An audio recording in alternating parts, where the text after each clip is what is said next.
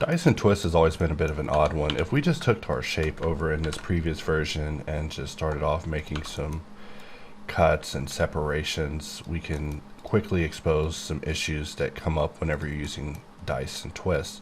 So I'm just cutting this shape up, and then I'm just cutting some stuff out around it just to make it interesting.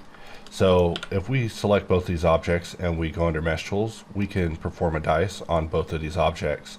But if we want to twist it, we could press T and it will transition into a twist afterwards by also running a smart apply, which is required in order to twist these. But if we click, you'll see that the second object twisted and the first object did not.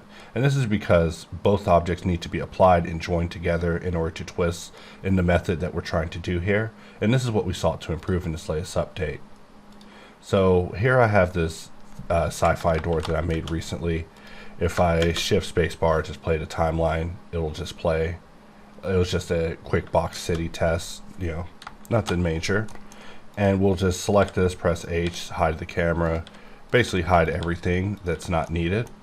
And I'm just going to select everything, make sure I have an active selection, and we'll just alt-click dice, and we'll just roll some loops. We'll press T to twist and click, and we're now twisted. But we see that it didn't twist the way that it's supposed to. That's why we have the ability to press R to rotate a shape 90 degrees. And we also have the ability to press the key F in order to flip a shape. So sometimes you want to flip a shape.